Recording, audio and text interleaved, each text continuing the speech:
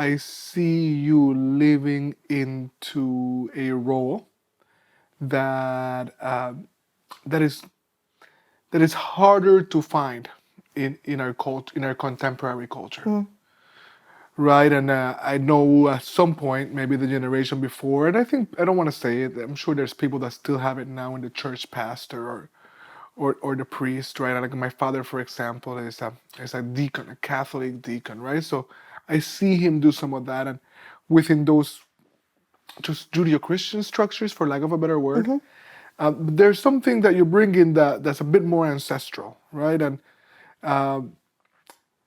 that it feels like something that has been held in the tribe and in the village and almost like birth in from the oceans and the waters and the forest and like, how do you relate to that, like less institutional, more traditional way of holding this medicine? Yeah, nature has been one of my teachers. Laying belly to belly with the earth has been my teacher. Receiving messages and dreams, learning how to ask the questions and be curious and patient for the answers, and having deep trust and understanding that, a lot of the suffering is because we forget we're part of nature sometimes, and that we're part of that great ecosystem that communicates and nourishes and feeds each other. So, so I feel like in the ways that colonialism has taken the traditional ways away from us, where, maybe in one time someone like me would have been seen and would have apprenticed someone in community, right? Where there would have been some guidance. And I have had to rely on the ancestral remembering through ceremony, through medicine, through prayer, and through trusting that the information and the teachers, so whether the teachers show up, like in the, hi, you're doing this work that looks like something that I would want to do, whether it lands on my lap as a book, whether it's one of the little ones or whether it's one of our animal siblings that moves in a way that makes me pay attention and want to learn from. Yeah. So that takes a whole lot of attunement, right? It's a whole lot of intention, a whole lot of awareness. How do you cultivate that? How have you cultivated that attunement? That's a really interesting question that I haven't thought about. There is this, I think there is a trust in what I experience and what I perceive, and what sets off an alarm and what sets off like, ooh, learn from that, follow that, follow that thread. And I think just being really honest with myself and doing the work to keep myself grounded, right? So like the lenses are clear, so the lenses are clear so I could see and follow what I'm supposed to. Gotcha. Yeah. I know that one of the beautiful things that we get to share is that our heritage, right? Our people from Boriquen, from Yes. the island of Puerto Rico, and I love you have taina all over your face, right? It's one of my favorite things about you. Which makes me think of an aside. My little sister recently shared a study that we are told, right? Puerto Rican people are told that the Tainos died off, right? And she's like, it's like 70% of us are like got like Taino through all of our blood, right? And so you from this island. So tell me about your connection to our native land, and were you born here? Or you like tell me a little bit about how you end up in the great city of Boston, all the way from Boriquen. I always tell people I was made in Puerto Rico because my mom came pregnant. And I was born here in Boston. We lived here for a little bit and wound up going back to Puerto Rico. So I started my schooling there. And I feel like our people are so resilient and are so powerful in what we have been able to survive. And that, and I think is deeply rooted in, the ways that the Taino ancestry, the ways that the African ancestry, for me in particular, really informs my spiritual practices.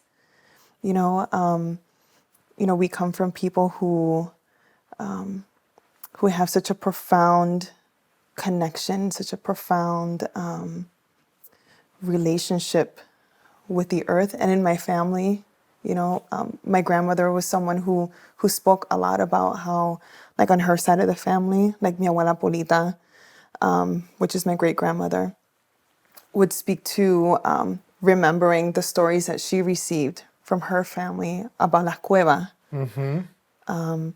and some of those practices around like tabonuco, like the sacred resin, and how some of the prayers, included those offerings. So although moving forward, right, the evolution of the integration of like when colonialism happens and Christianity, but like there are still places where it survived, like they couldn't take that away from us.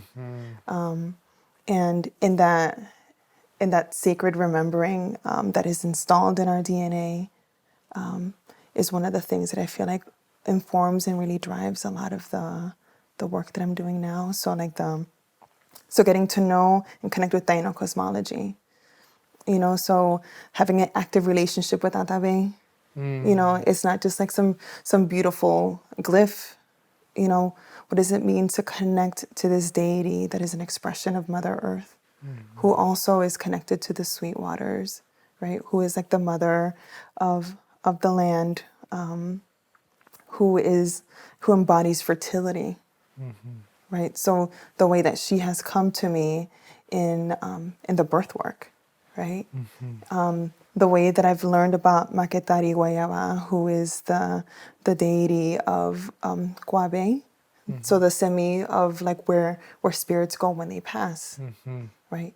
And as a death worker, it's like having these beautiful connections with the deities that are from my lineage. It's been so powerful. Yes. Yeah. Yeah. Well, that connection alone, right? I guess I hold that, right? There's the kind of that part of me that resonates, right? But when I'm with you, right, the transmission becomes more clear, right? I understand that more clearly. Simply, we sometimes even without talking about it, right? Because there's a way in which this cultivation enlivens it, I think, in us, and it's quite beautiful to witness and to share. Yeah. And there's people doing a really good work out there, right? So one of my elders and teachers, Jorge Esteves, who's done work at the Smithsonian Museum of the American Indian, has this Taino, co-curated this Taino exhibit, saying like we're not extinct, and definitely did a lot of that work to help us remember, like, we don't have to dilute ourselves. We don't have to buy into this myth of that our indigeneity is not valid, Right. right? But also acknowledging that colonialism took some things away from us. So there's part that we have to access, connecting with the wisdom that's stored in our DNA and help us remember. And also, that's why the connection with the land is so important, because we're not going to get those rituals back. We're Right. not going to get those things back. There's people who are doing, right? Everybody has their job. Everybody stays in their lane. The linguists are doing their job. The archaeologists are doing their job. And then there's like those who are like being with the land and transmitting and receiving the information and the remembering in that way.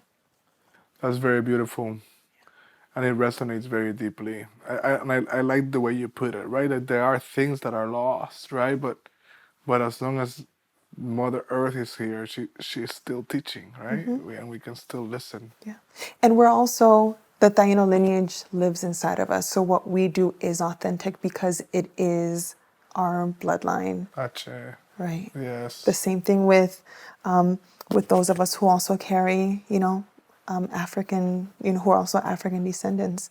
We don't, we might not be able to know where we came from and which lineage and which prayers and what was the dialect that our people spoke, but there is something that that enlivens inside of us when we hear particular drum rhythms, right? When we're drawn to particular practices. And it's no coincidence that these are all earth-based Right. spiritual practices. That's right. So although we may not be able to do it exactly the way that our ancestors did, and because of the multiple lineages that live inside of us, I mean, no one's going to tell us to choose one because they're both part of us, right? Right. So then there's those of us here that are trying to find our way, you know, through prayer, through remembering, and also learning, you know, from other uninterrupted lineages, Right. right? Those who have been the wisdom keepers and who have been able to protect their ways. Yes. Learning from them and honoring those traditions as well, you know?